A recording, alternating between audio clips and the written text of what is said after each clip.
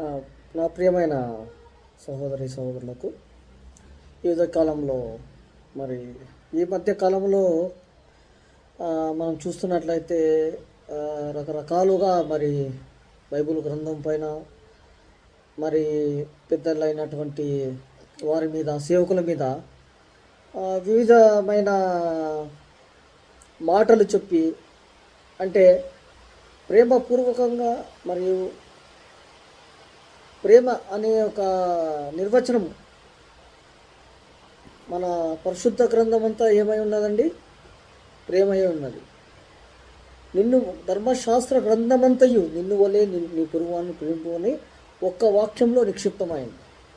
మరి ఈ యొక్క వాక్యంని మరి ఎందరైతే మరి దేవుని యొక్క మాటలను మరి దేవుని యొక్క పెద్దవారైన సేవకులను మరి అంటే ఆ యొక్క మాటలు విమర్శనాత్మకంగా మరి ఇతరులను ఇబ్బంది పెట్టి మరి గలిబిలిగా అంటే ప్రతి ఒక్కరికి అంటే ఒక డౌట్స్ అనేది ఏర్పడేటువంటి యొక్క మరి సిచ్యుయేషన్ అంటే పరిస్థితిని కలుగజేసినారు.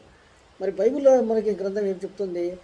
నీకు ఒకవేళ ఏదైనా సందేహమో ఒకవేళ ఎవరైనా తప్పని అనిపించింటే నువ్వు వారితో ప్రేమగా నాకు ఒక ఏ సందేహం ఉంది, బైబిల్లో ఈ విధంగా ఉన్నది, మీరు ఈ విధంగా చెప్తున్నారు, దాని విశ్లేషణ, దానికి ఒక మీ యొక్క క్వశ్చన్, మీ యొక్క డౌట్ దాన్ని క్లారిఫై చేసుకోవచ్చు. ఎవరు ఏమి మీరు చెప్పిన క్వశ్చన్స్కి, మీరు చెప్పిన డౌట్స్కి మేము డౌట్స్ చెప్పము, మీ యొక్క సందేహాలని మేము తీర్చమని ఎవరేం చెప్పము.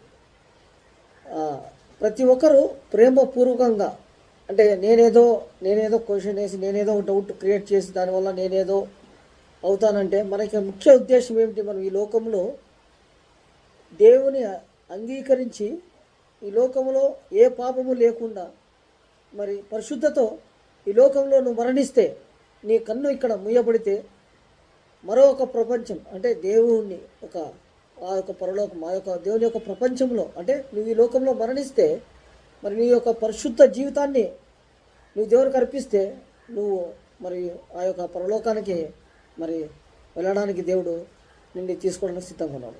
అవి మరచి నేను ఏదో గ్రేటు, నేనేదో పెద్ద డౌట్ కనిపెట్టాను, వీళ్ళు తప్పు, నేనే కరెక్టు అనేది మరి ఇది ఎంతవరకు మరి వాళ్ళు తెలుసుకున్న విషయం. మరి మీరు పోరాడుతున్నది మరి మీరు పోరాడుతున్నది శరీరాలతో కాదు, ప్రస్తుతం దురాత్మలతోనూ దురాత్మ శక్తులతోనూ అని మనకి ఎప్పుడో చెప్పబడింది. ఒకవేళ నీకు ఏదో డౌట్ ఉంది, ఫలానా ఒక వాక్యంలో నీకు డౌట్ ఉంది, నీకు డౌట్ క్లారిటీ కాలేదనుకోండి, నువ్వు ప్రేమపూర్వకంగా దాన్ని నాకు ఏ ఒక డౌట్ ఉంది, ఈ విధంగా చెప్పబడింది, ఇది నేను తప్పని అనుకుంటున్నాను, నువ్వు దాని డౌట్ క్లారిఫైడ్ చేసుకోవచ్చు. ఆ యొక్క మనకి ఒక్కటే అండి, నేను ఒకటే ఈ యొక్క మెసేజ్ మెయిన్ ఒకటే మీకు చెప్పాలనుకున్నాను. ఒకే ఒక వాక్యము, 1 కొరింథీ 13వ అధ్యాయం. ప్రేమ దీర్ఘకాలం సహించును, ప్రేమ మత్సరపడదు, ప్రేమ డంబముగా ప్రవర్తించదు, అది ఉప్పొంగదు, అమర్యాదగా నడవదు. నీలో ప్రేమ ఉన్నట్లయితే నువ్వు దాన్ని ఏదో యూట్యూబ్లో నువ్వు ఏదో గొప్ప కావాలని, అందరూ నేనే గ్రేట్ కావాలని, సాతాను కూడా ఆ విధంగా అనుకుంది, దేవుని కన్నా నేను ఎక్కువగా ఉండాలని కోరుకోయింది. కాబట్టి ఏదైనా మీ యొక్క డౌట్స్ కానీ ఏదైనా క్లారిఫికేషన్స్ కానీ దేవుని వాక్యంలో లేదా నువ్వు ప్రార్థించవాలి, ఈ విధంగా ఉంది ప్రభా, దేవుడు కూడా నీకు బయలుపరచవచ్చు. లేదా నువ్వు ఆ వ్యక్తితోనే నీకు ఏదైతే సందేహం ఉందో, ఎవరైతే తప్పు నీకు అంతగా ఇంట్రెస్ట్ ఉందో, అంతగా ఇది ఉందో, నువ్వు డైరెక్ట్గా వెళ్ళి నీ డౌట్స్ క్లారిఫై చేసుకోవచ్చు, లేదా ఫోన్ చేసుకొని క్లారిఫై చేసుకోవచ్చు. ఇదేమి వివాదాస్పదము, ఇదేమి గొడవ పడడానికి నువ్వేదో గొప్ప మేమేదో గొప్ప అని కాదు. క్రీస్తు ప్రేమలో మనమందరం ఏకమై ఉన్నాం.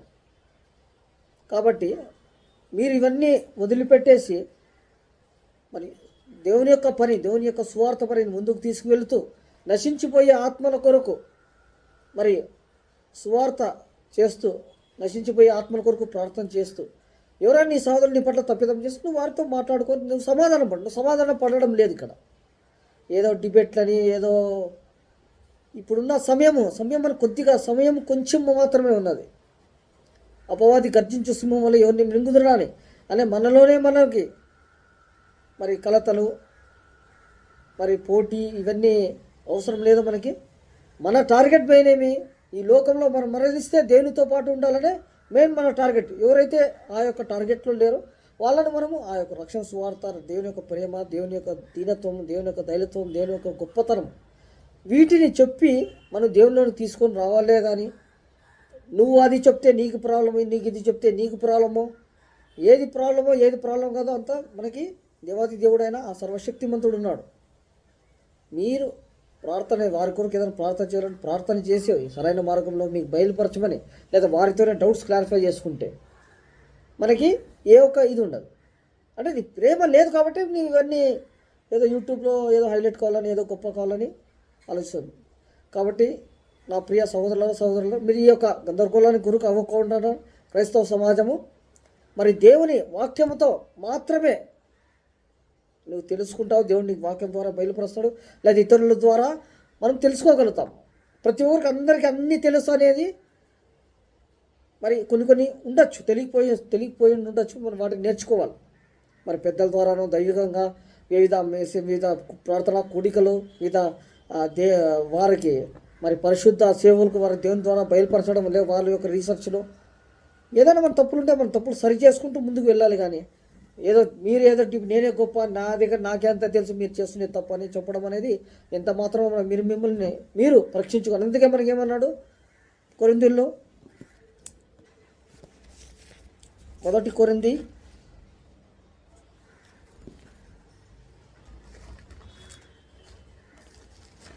11వ అధ్యాయం 1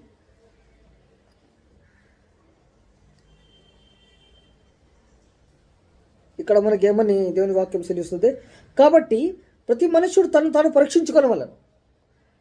నేను ఇతరులను పరీక్షించేది కాదు, నన్ను నేను నేను మరణిస్తే నేను మరి దేవుని రాజ్యానికి వెళ్తానా లేదా, నాలోనే ఏదైనా లోపం ఉందా, లేదా ఏం సరిదిద్దుకోవాలి, అవి చూసుకోవాలి. కానీ మనం ఇతరులను పరీక్షించే స్థాయిలో మనం ఉన్నాము, ఇతరులను ప్రేమించే స్థాయిలో మనం లేమంటే మరి అది మనం ఒకసారి దాన్ని మననం చేసుకొని మరి ఏది సరైనదో ఏది కానిదో చూసుకొని మరి సరైన మార్గంలో మరి ఈ లోకంలో మనం విడబడిన తర్వాత దేవుని దగ్గరికి వెళ్ళడానికి ఉంటామనే గొప్ప నిరీక్షణ మరి అందరికి దయచేయాలని, దేవుని వాక్యం ప్రకారము నిన్ను వల్ల నీ పొరుగువారిని ప్రేమింపు, క్షమించమని వాక్యము మనకి చెప్పబడుతుంది. కాబట్టి నా ప్రియ సహోదరులారా, ఈ యొక్క సమస్యలు, ఈ గొడవలు, ఈ యొక్క వారిపైన డిబేట్లు, వీరిపైన డిబేట్లు, ఈ యొక్క అపవాది తంత్రములను మనం ఎరిగి మరి దేవునిలో ముందుకు సాగిపోవచ్చు. ఎవరు నశించిపోయే ఆత్మల కొరకు మనము పాటుపడవచ్చు, ముందుకు వెళ్ళాలని నేను ఈ యొక్క వీడియో ద్వారా తెలియజేయాలనుకున్నాను. Thank you friends.